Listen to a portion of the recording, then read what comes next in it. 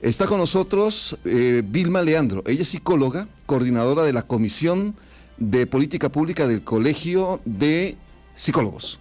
Exactamente, del Colegio de Profesionales en Psicología. Doña Vilma, bienvenida a Noticias Colombia. Aquí les saludamos Alejandro Arley, Lizeth Fletes y Henry Rodríguez. ¿Cómo está? Bien, ¿ustedes? Muy bien, gracias. Quizás el primer tema que queremos abordar con usted son los temores en general de la población y cómo abordarlos, cómo enfocar esta situación de manera que podamos seguir con nuestra vida cotidiana, ya sea en teletrabajo, ya sea en la casa, ya sea con la suspensión de elecciones o teniendo que acudir, por ejemplo, a los sitios como el caso nuestro. Claro, bueno, en primer lugar agradecerles el espacio y sobre todo el abordaje de este tema, porque en psicología estamos convencidos de una cosa, y es que en situaciones de emergencia, de alertas sanitarias como estas, por el COVID-19 o cualquier otro de otra naturaleza, no podemos nunca dejar de lado la parte de la salud mental o de la parte más emocional de las personas, ¿verdad?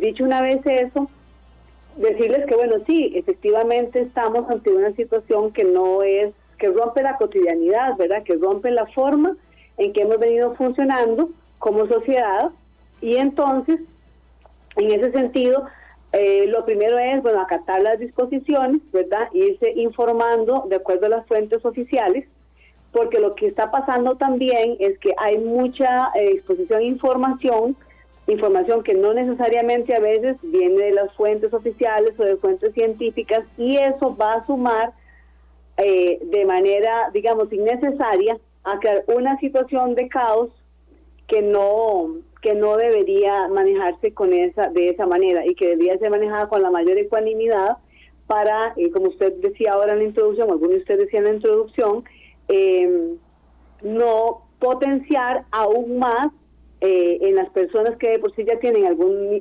padecimiento, ¿verdad? Situaciones de angustia, de ansiedad, de pánico. Estamos conversando con doña Vilma, que es del Colegio de Profesionales en Psicología. Y doña Vilma, en el caso de cómo abordar el estrés que esta situación pueda generar por estar en la casa pendiente de noticias o por estar en la vida cotidiana en la calle, ¿qué tipo de cosas pueden hacer las personas para ir disminuyendo el estrés que esta situación puede ir generando? Uh-huh. Bueno, el estrés y la ansiedad son reacciones que suelen ser normales en los seres humanos en cierta, digamos, dosis, ¿verdad? Ahora, ¿cómo podemos manejarlo? Lo primero, y esto se ha insistido en todos los medios, en diferentes especialistas que hemos estado preocupadas desde el primer día que empezó este tema. Primero es conocer las etapas de la situación, conocer bien la situación en la que estamos, ¿verdad? Por eso insistimos en ver las fuentes oficiales. Luego entender que estamos en un terreno de la incertidumbre y del miedo, porque no sabemos exactamente a qué nos estamos enfrentando, ni qué es lo que va a pasar. Y eso generalmente potencia las crisis de angustia. ¿Cómo manejarlo? Entender que solamente podemos tener control de las cosas más inmediatas, ¿verdad?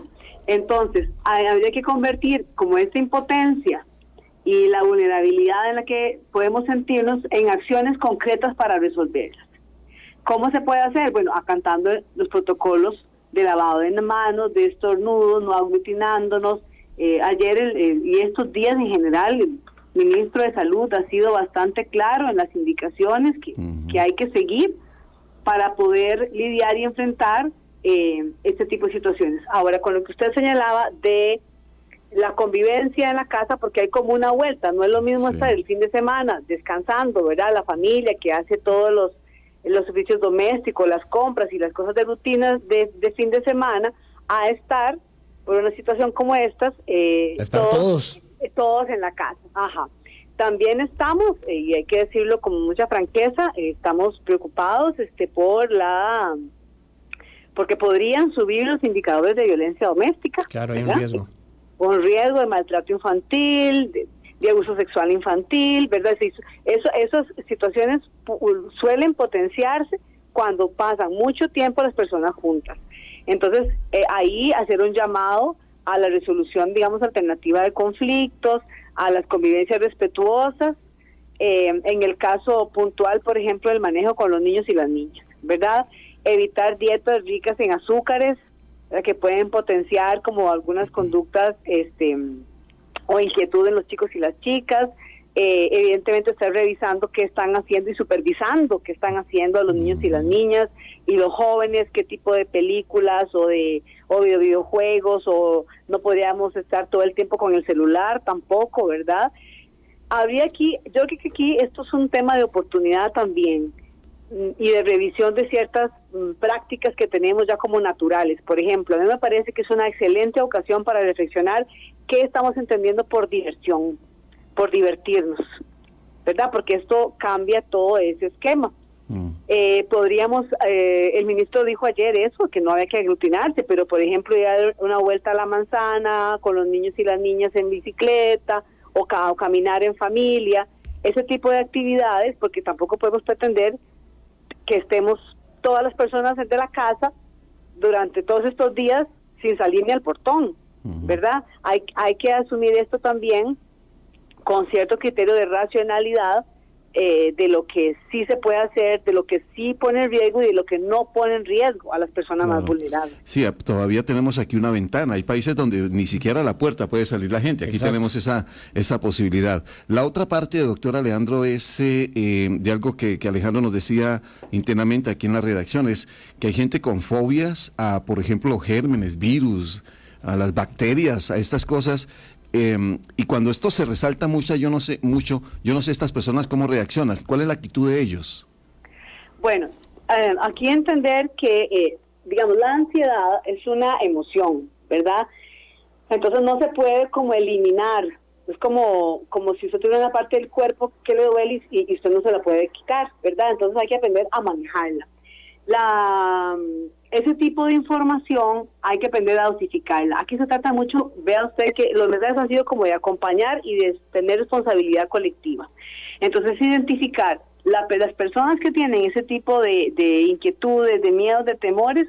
La primera indicación que uno da y que está por todos lados en esas cosas que aparecen imágenes en Facebook y todo es, no esté expuesto permanentemente a la información, no se sature viendo ese tipo de información. Es decir, como les decía, convertir esta vulnerabilidad, esos temores en acciones concretas para ir resolviendo no solamente un estado interno, sino de verdad aportar en la prudencia y en la precaución. Entonces, tomar las medidas sanitarias necesarias, ¿verdad? Y quienes estamos acompañando en la familia o amigos, parejas, etcétera, a ese tipo de personas, entonces es acompañar desde la tranquilidad, acompañar desde la ecuanimidad, no desde el miedo, ni desde el temor, ni desde potenciar esas situaciones. Sí. Doctora, de hecho esto nos lleva a la siguiente pregunta. ¿Qué pasa si algún familiar o alguna persona cercana entra en un estado de nervios o de crisis por medio de todo lo que se está produciendo en este momento? ¿Qué podemos hacer? Muy buena pregunta. Bueno, cuando ya si se entrara en una situación, digamos, inmanejable para la persona paciente o bien para la familia, aunque está la medida de no saturar los servicios de salud, ¿verdad? De repente, si es una situación muy grave, pues sí habría que asistir al centro de salud o mínimamente llamar a los números, creo que es el 1322 o el 911 para que le den las indicaciones. Ahora, aquí es importante saber que revisar si la persona tiene medicación, porque hay que ver si se está tomando la medicación, no debería suspenderla si no hay un dictamen, ¿verdad? Un criterio médico que le suspenda la medicación. Entonces hay que revisar eso, ¿verdad? También que no se suspenda la medicación sin una indicación médica, si fuera un caso extremo. Doctora Vilma, muchas gracias. Con mucho gusto. Que esté muy bien. Doña Vilma Leandro, ella es psicóloga, coordinadora de la Comisión Política Pública del Colegio de Psicólogos, en diálogo con Noticias Colombia.